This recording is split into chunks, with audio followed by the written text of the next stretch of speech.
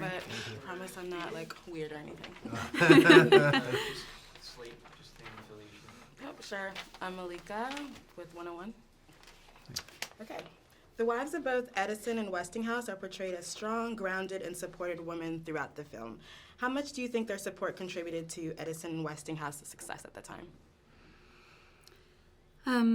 Well, I think in our version of the story, a lot. I think they were both supportive in very different ways. I think Marguerite had a good business head on her, and they had a real kind of bond and an understanding. And I think Westinghouse wanted her by his side, and always personally and collaborative. In terms of business, was a collaborator. Whereas I think Edison preferred to go it alone, and I think that was reflected in his family life too. I think although Mary loved him, but they loved each other, and she was very supportive of him, I think it was frustrating, and he was a workaholic and away a lot, and probably would have liked to have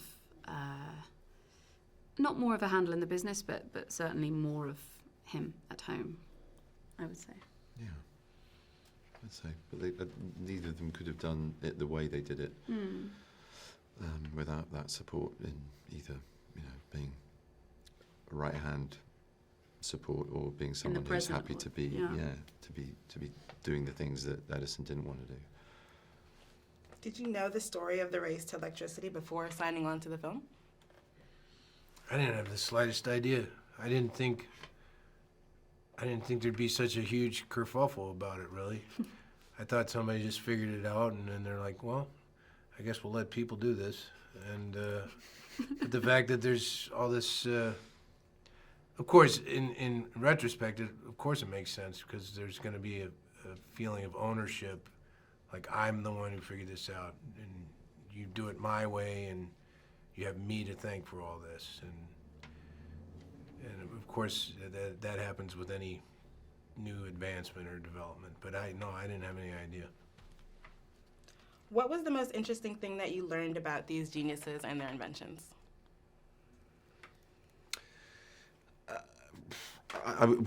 Quite how much he invented. I was shamefully ignorant of it, and it's incredible how much he did. I mean, the phonograph, before that, adapting the telegraph,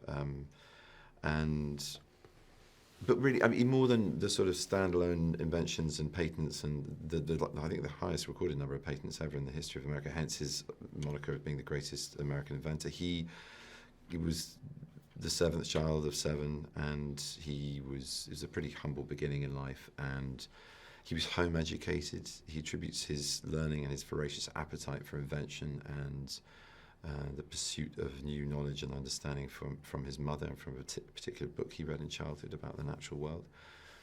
And then he became an entrepreneur very young. He was working on the railway. He invented a business, selling papers and candy. So he had a kind of business savviness about him.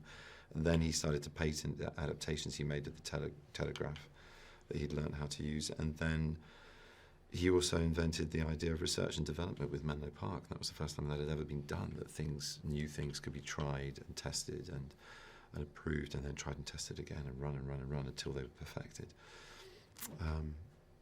None of which is in our film, but those were the things Interesting nonetheless. Did interest me. Well, that's why people should watch this. Yes.